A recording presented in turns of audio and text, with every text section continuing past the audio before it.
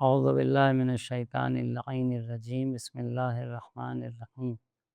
الحمد للہ رب العالمین، الصلاۃ والسلام علی سید الانبیاء ابی القاسم محمد وعلی آلہ الطیبین الطاہرین المعصومین، لا سیما بقیۃ اللہ فی الارضین واللعن الدائم علی اعدائہم اجمعین۔ اما بعد، فقد قال الامام العسکری علیہ الصلاۃ والسلام: جعلت الخبائث كلها في بیت وجعل مفتاحه الکذب۔ ایک سلوات بھیجیں بلند آواز سے۔ ایک حدیث امام حسن عسکری علیہ الصلاۃ والسلام سے منقول ہے کہ آپ نے فرمایا کہ تمام برائیاں جو ہے وہ ایک گھر میں قرار دی گئی۔ خبائث یعنی تمام بری چیزیں اور تمام برائیوں کو اللہ نے ایک بیت میں، ایک گھر میں قرار دے دیا۔ وَجُعِلَ مِفْتَاحُ الْكِذْبِ، ان تمام برائیوں کی جو چابی ہے وہ جھوٹ میں قرار دے دی۔ یعنی کہنا کیا چاہتے ہیں؟ کہنا یہ چاہتے ہیں کہ گویا اگر آپ نے جھوٹ بولنا شروع کر دیا تو آپ نے گویا تمام برائیوں کو اپنے اندر جمع کر لیا، کیونکہ چابی یعنی جب آپ اس سے کھولیں گے تو تمام برائیاں، جب اس گھر میں داخل ہوں گے تو گویا تمام برائیاں آپ کے سامنے ہیں، اور اس کی چابی کیا ہے؟ جھوٹ ہے۔ یعنی جھوٹ کی طرف جو جاتا ہے اور جھوٹ بولنے کی عادت کر لیتا ہے اپنی زندگی میں، تو ایسا شخص سمجھیے کہ ہر برائی کی طرف جا سکتا ہے، کیونکہ اس کو عادت پڑ چکی ہے جھوٹ بولنے کی۔ اور روایات میں جھوٹ بولنے کی سختی سے مذمت، بہت سخت۔ جو لوگ بات بات میں جھوٹ بولتے رہتے ہیں اور یا عام طور پہ جھوٹ بولنے کی عادت ہے، ایسے لوگوں کا کوئی اعتبار نہیں ہوتا، کیونکہ وہ پھر واقعیت سے دور ہوتے جاتے ہیں۔ ہر برا کام کرنے کے بعد بھی اس کو چھپانے کی کوشش کرتے ہیں، کس کے ذریعے سے؟ جھوٹ کے ذریعے سے۔ لیکن جب انسان جھوٹ نہیں بولتا ہے، خدا کا خوف ہوتا ہے، ڈرتا ہے اور وہ جھوٹ نہیں بولتا ہے، تو نتیجہ یہ ہوتا ہے کہ وہ اگر کوئی برائی اس سے سرزد ہونے والی بھی ہوتی ہے تو سوچتا ہے کہ میں کیا جواب دوں گا، اگر کوئی مجھ سے پوچھ لے گا تو میں کیا جواب دوں۔ تو کیونکہ وہ جھوٹ نہیں بولتا اور جھوٹ سے دوری کرتا ہے، اس لیے برائیوں سے بھی دوری کرتا ہے۔ لیکن جب جھوٹ بولنے کی عادت ہو جاتی ہے اور اس کے جھوٹ پر لوگوں کو یقین ہونے لگتا ہے کہ وہ جب جھوٹ کہہ رہا ہے تو بات صحیح ہے، تو پھر وہ ہر بات میں جھوٹ بولنا شروع کر دیتا ہے۔ کہتا ہے کہ میں آدھی بات تو اپنی جھوٹ بول کے منوا لیتا ہوں۔ تو اس لیے ایک گناہان کبیرہ میں سے گناہ کیا ہے؟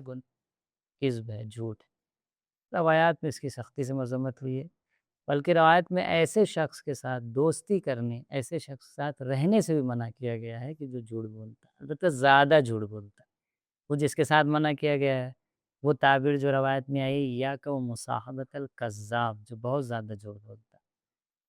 کیوں؟ کیونکہ ایسا شخص آپ کو قریب کی چیز کو دور دکھا دے گا، دور کی چیز کو قریب دکھا دے گا۔ جھوٹ بولنے کو سے عادت ہے، کبھی کسی مجبوری کے تحت، کسی حالات کے تحت، کسی مصلحت کے تحت، انسان ہے، معصوم نہیں ہے، کسی کی زبان سے کچھ نکل گیا، وہ الگ چیز ہے۔ لیکن جھوٹ کو اپنی زندگی کا رویہ بنا لینا، صبح سے شام تک اگر تلاش کیا ہے تو 10-20 جھوٹ نکل آئے گا، یہ چیز خاص کر کے انسان کے لیے نقصان دہ۔ اسی روایت میں ہے کہ ایسے شخص کو جو مسلسل جھوٹ بولتا ہے اس سے کیا کریے؟ دوری کریے، یا کو مصاحبۃ الکذاب۔ دوسری ایک روایت میں جیسا کہ ملتا ہے کہ رسول گرامی اسلام سے روایت ہے کہ آپ نے فرمایا کہ یکون المؤمن جبانا کالا نام۔ راوی آگے کہتا ہے کہ کیا مومن بزدل ہو سکتا ہے؟ یعنی ڈر اس کے اندر ہو، بزدل ہو۔ رسول اللہ نے فرمایا ہاں بزدل ہو سکتا ہے، کیونکہ دل ہے، کسی کا مضبوط ہے، کسی کا کمزور ہے۔ کتنے بے ایمان لوگ ہیں جن کا دل مضبوط ہے، کتنے ایماندار ہیں جن کا دل کمزور ہے۔ تو کیا اگر معیار یہ ہوتا ہے کہ ایماندار کا مضبوط ہونا چاہیے تو پھر بہت سے ایماندار ہیں جن کا دل کمزور ہے، ڈرتے ہیں۔ اور معیار یہ ہوتا ہے کہ بے ایمان ہے، بے دین ہے، تو اب وہ اس کو ڈرنا چاہیے۔ تو ہم نے بہت سے بے دینوں کو دیکھا کہ بالکل نہیں ڈرتے ہیں۔ تو یہ ایک نفسانی کیفیت ہے، جیسے بہت سے اخلاق و صفات انسان کے اندر ہوتی ہیں۔ کسی کو غصہ زیادہ آتا ہے، کسی کو غصہ کم آتا ہے۔ ایسا تھوڑی ہے کہ اگر دیندار ہے تو غصہ کم آئے گا اور بے دین ہے تو غصہ زیادہ آئے گا۔ نہیں، فطری طور پہ، نیچر کے طور پہ بہت سے لوگوں کے اندر یہ صفات ہوتی ہیں۔ تو اسی طریقے سے بزدل ڈرنے والا مومن ہاں ہو سکتا ہے۔ پھر کہا کہ یکون و بخیلن، کیا مومن کنجوس ہو سکتا ہے؟ قال نعم، ممکن ہے وہ بھی ہو سکتا ہے، کنجوس ہو مومن ہو لیکن کنجوس ہو، وہ بھی ایک فطری عادت ہے، کچھ لوگ کے اندر سخت ہوتا ہے ان کے لیے کہ وہ اپنے مال کو نکالیں، وابستگی ہوتی ہے۔ پھر کہا نعم، پھر کہا قیلا یکون کذابا، کیا مومن جھوٹ بولنے والا ہو سکتا ہے، ہر بات پہ جھوٹ بولتا رہے؟ قال لا، کیوں؟ کیونکہ جھوٹ بولنا کسی مزاج یا فطرت کی طرف نہیں رجوع کرتا ہے، کہ مثلا کیفیت نفس ایسی ہے کہ ڈر جاتا ہے ہر چیز سے تو ڈرتا ہے، یا کیفیت نفس ایسی ہے کہ اس کا دل وابستہ ہو جاتا ہے مال سے، اور جب مال اس سے دور ہونے لگتا ہے تو اس کی حالت تھوڑی سی اس کو سخت گراں گزرتا ہے، یہ سمجھ میں آتا ہے۔ لیکن جھوٹ کس لیے بول رہا ہے؟ جھوٹ تو وہ عادت کر لی ہے نا اس نے، غلط کام کے لیے عادت کر لی ہے، فطرت میں جھوٹ نہیں ہے۔ بچے سے آپ جب کوئی چیز پوچھیں گے، جو بچہ ابھی 2 سال 3 سال 1 سال 1.5 سال کا ہے، اس سے کوئی چیز پوچھیں گے تو وہ جھوٹ نہیں بولتا ہے، لیکن بچہ فطری طور پہ ڈرتا ہے۔ اگر ڈرنے والا بچہ ہے تو چھوٹی سی بھی چیز کو دیکھ کے ڈر جائے گا، اور جو تھوڑا نڈر ہے وہ کم ڈرے گا، فطری طور پہ ہے یا نہیں؟ کوئی بچے ایسے ہیں کوئی چیز مانگو دے دیں گے، 1 ہی 1.5 سال کے ہیں، کچھ بچے ایسے ہیں کہ نہیں دیں گے، وابستہ ہے، ویسے جو چیز کو اچھی لگتی ہے اس سے اس کا دل وابستہ ہو نہیں دینا چاہتا ہے، وہ کنجوسی یہیں سے نہیں۔ لیکن آپ کوئی بچہ ایسا نہیں ملے گا کہ 1 سال کا اور 1.5 سال کا، اس سے پوچھے کہ بھائی بیٹے فلاں چیز کہاں ہے، اگر بول لیتا ہے تو وہ جھوٹ بولے اور چھپائے، اس کی فطرت میں جھوٹ بولنا نہیں ہے۔ جھوٹ کو اللہ نے فطرت میں نہیں رکھا ہے، وہ بری عادت ہے جو انسان سیکھ لیتا ہے۔ ڈرنا، بخل کرنا، کسی چیز سے وابستگی ہو گئی دل کی تو اس چیز کو نہ دینا، بخل اسی کا نام، لیکن یہ بچپنے سے ہو سکتا ہے، کیفیت فطری کیفیت ہو سکتی ہے، اگرچہ اس پہ بھی آپ جب کام کریں گے اسلام کی گائیڈ لائن کے اعتبار سے تو یہ بہتر ہوگا، ڈر کو اپنے دور کریں گے، خدا پہ یقین کریں گے۔ بہت سے بندوں نے ایسا کیا ہے، فطری طور پہ ڈرتے تھے لیکن خدا پہ یقین کر کے بہت سے ایسے کام انجام دیے، تبھی تو جہاد ہے۔ یا مثلا بخل آ رہا ہے لیکن اللہ نے کہا ہے کہ ہمیں دینا ہے، اللہ کی راہ میں تو دیتا ہے، تو یہ ہو گیا جہاد کہ آپ اپنے نفس پہ کام کرتے ہیں۔ لیکن جھوٹ ایسی چیز ہے کہ جو صرف اور صرف آپ بری عادت کر لیتے ہیں، برے ماحول میں رہ کے، یا اپنی کچھ خواہشات کے تحت کچھ چیزوں کو حاصل کرنے کے لیے جھوٹ بولنا شروع کر دیتے ہیں، تو نتیجہ یہ ہوتا ہے کہ آپ کو جھوٹ بولنے کی عادت ہو جاتی ہے، آپ کی فطرت میں، مزاج میں، یا آپ کے بنائے ہوئے مزاج میں، فطرت میں نہیں پایا جا رہا ہے۔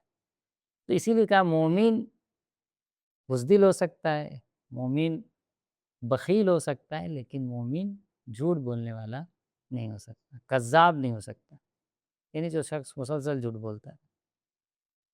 تو یہ آپ دیکھیے کہ کچھ روایتیں ہیں کہ جو جھوٹ کی مذمت میں سختی سے ہمیں بیان کر رہی ہیں کہ ہمیں جھوٹ نہیں بولنا چاہیے، اور ضرورت بھی ہے، انسان کی جو زندگی ہے وہ سچ کے بنیاد پہ چلنی چاہیے، انسان کی فطرت میں سچ بولنا ہے قدرتی طور پر، جھوٹ کو اسے بنانا پڑتا ہے، لیکن کچھ لوگ ایسے ہیں کہ جو اپنی فطرت کو بدل دیتے ہیں اور اپنی زبان کو جھوٹی فطرت میں تبدیل کر دیتے ہیں، ہر چیز میں غلط بولنا ان کی عادت پڑ جاتی ہے، پھر ایسے لوگ خود کے لیے بہت بڑے نقصان دہ اور دوسروں کے لیے بہت بڑے نقصان دہ۔ یا ایک اور روایت ہے امیر المومنین علیہ الصلوۃ والسلام سے کہ اس میں آپ نے فرمایا کہ لا یجد عبد طعم الایمان حتی یترک الکذب حظلہ وجد، مومن جو ہے ایمان کا مزہ چکھ ہی نہیں سکتا، یعنی اگر کوئی کہتا ہے کہ میں مومن ہوں اور ایمان رکھنے کا دعویٰ کرتا ہے تو وہ ایمان کا مزہ چکھ نہیں سکتا یہاں تک کہ وہ جھوٹ کو چھوڑ دے، رہا کر دے، حظلہ وجد، چاہے وہ مذاق میں جھوٹ بولنا ہو چاہے وہ سیریس ہو۔ کبھی دیکھنے میں آتا ہے کہ ہم لوگ مذاق میں جھوٹ بولتے ہیں، بعد میں ارے وہ مذاق ہم کر رہے تھے، اسلام نے منع کیا ہے۔ مطلب کچھ مذاق ایسا ہے کہ سامنے کا ہم پتہ چل جاتا ہے کہ مذاق کر رہا ہے، متوجہ ہو جاتا ہے سامنے والا کہ وہ مذاق میں کہہ رہے ہیں۔ کچھ مذاق ایسا ہوتا ہے کہ ہم اس کو چھپائے رہتے ہیں، 1 دن 2 دن 4 دن بعد بتایا، موقع ملا بتایا، ورنہ وہ جھوٹی میں چلا گیا ہے نہیں، بعد میں اگر کسی نے پکڑ لیا ارے وہ تو ہم مذاق کر رہے ہیں۔ تو اسلام جھوٹ کو پسند نہیں کرتا، مومن ایمان کا مزہ چکھ نہیں سکتا یہاں تک کہ وہ جھوٹ کو ترک کرے، چاہے وہ مذاق میں ہو چاہے وہ سیریس ہو۔ تو یہ دیکھیے متعدد احادیث ہیں جو جھوٹ کی مذمت میں وارد ہوئی ہیں، کوئی برائی جھوٹ سے بدتر نہیں، یہ ہماری احادیث میں کوئی برائی لا سوء اعظم من الکذب، کوئی برائی جھوٹ سے بدتر نہیں. یا قرآن میں دیکھیے فلانت اللہ علل ونجعل لعنت اللہ علی الکاذبین. اللہ کی لعنت کس پر ہے؟ جھوٹوں پہ. لعنت اللہ کا عذاب ہے. لعنت اللہ کا عذاب ہے. اور کہہ رہا ہے کہ ہم نے عذاب قرار دیا ہے کاذبین پہ، جھوٹ بولنے والوں. جھوٹ کے ذریعے لوگوں نے کتنے لوگوں کو گمراہ کیا ہے، دین سے گمراہ کیا ہے، بے دین بنا دیا ہے جھوٹ کے ذریعے. یہ لوگ جو نیا مذہب بناتے ہیں، نیا مذہب ایجاد کرتے ہیں، وہ کیا ہے؟ جھوٹ ہے. جناب موسیٰ علیہ السلام کے زمانے کا واقعہ مشہور ہے، صلوات بھیجیں پر محمد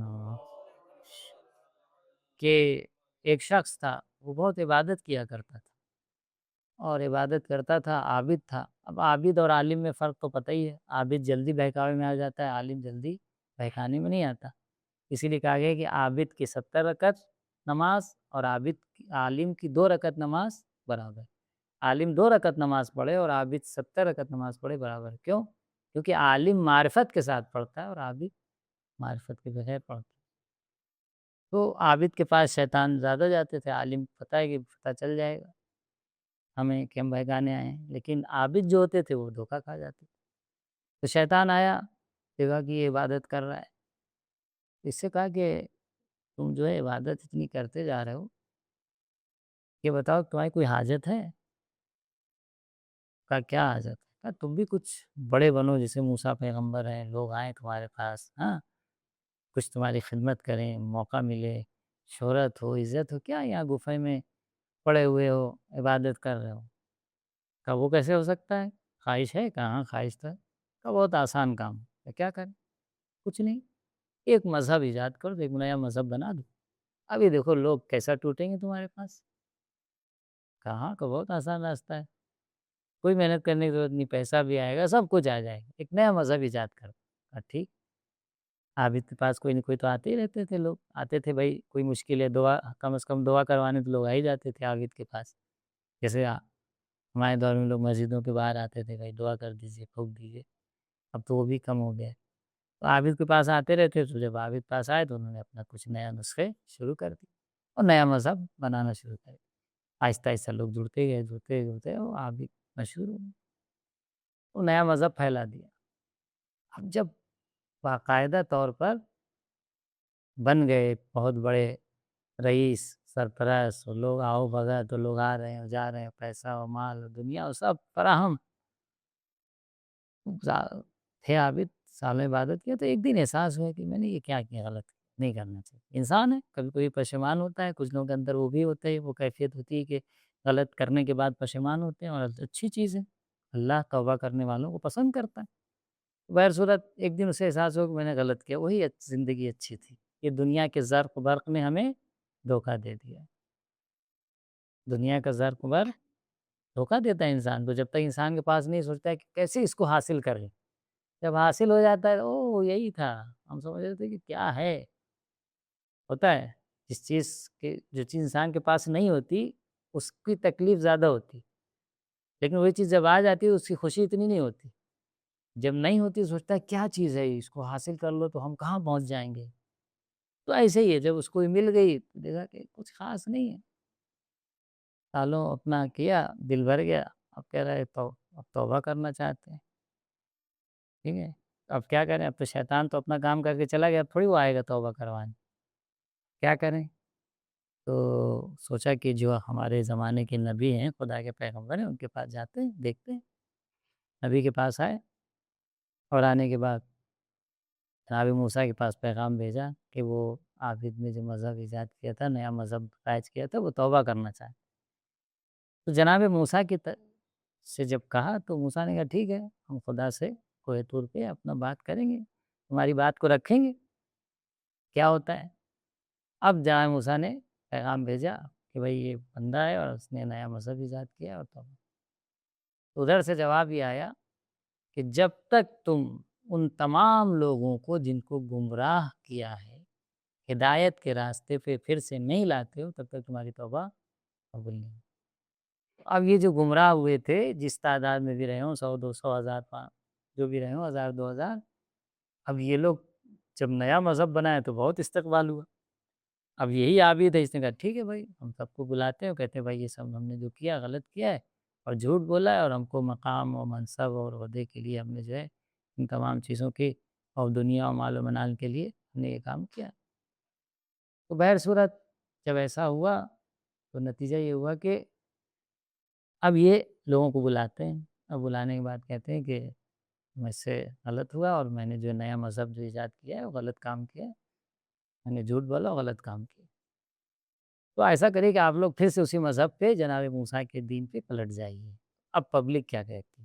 پبلک کہتی ابھی تک تم صحیح تھے عابد، اب تم گمراہ ہو رہے۔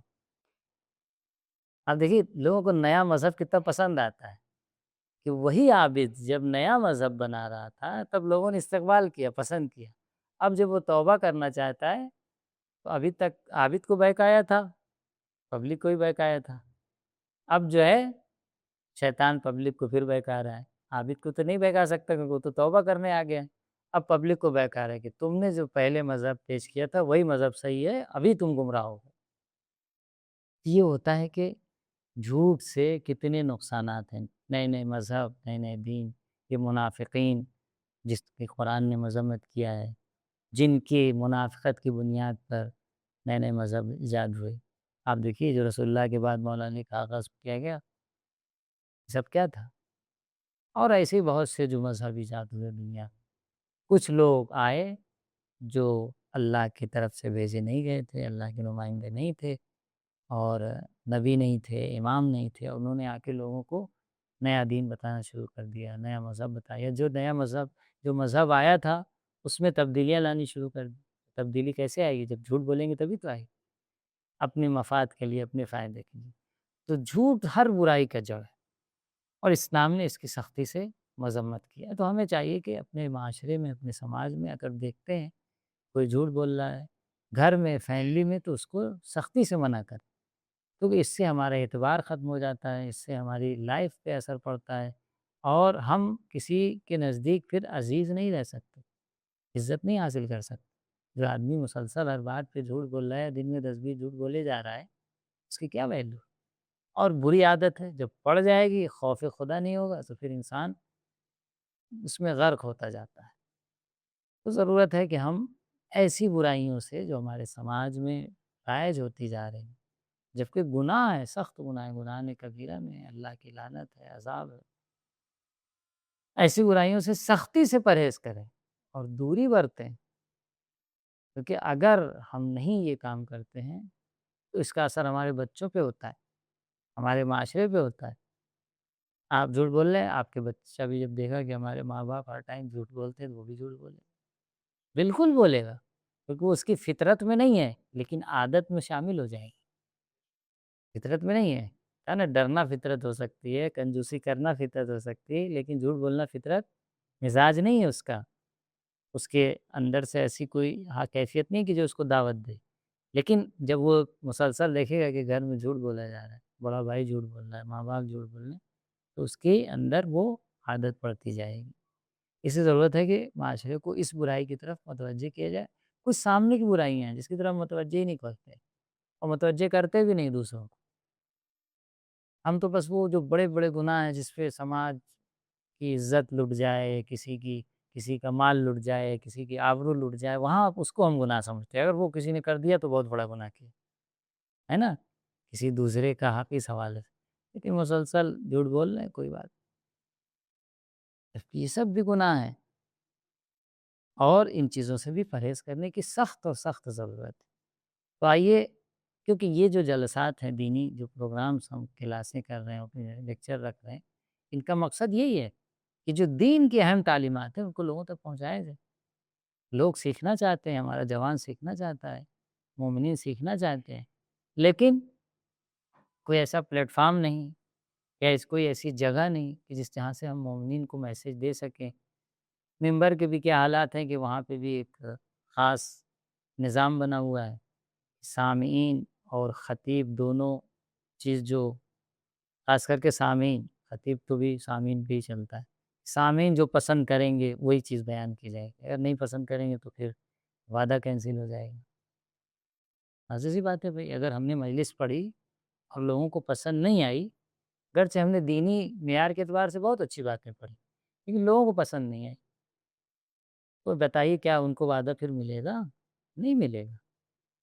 تو اب خطیب کی مجبوری ہے کہ بھائی وہ مجلس پڑھے، اس طرح سے پڑھے کہ لوگوں کو پسند بھی آ جائے اور آئندہ کا وعدہ بھی ملتا رہے، اور ساتھ میں اگر اس خطیب کو تھوڑا درد یا دین کی فکر ہے تو اسی دینی مطالب کو اسی انداز میں کہ لوگوں کو پسند آ جائے پیش کر سکے زیادہ سے زیادہ۔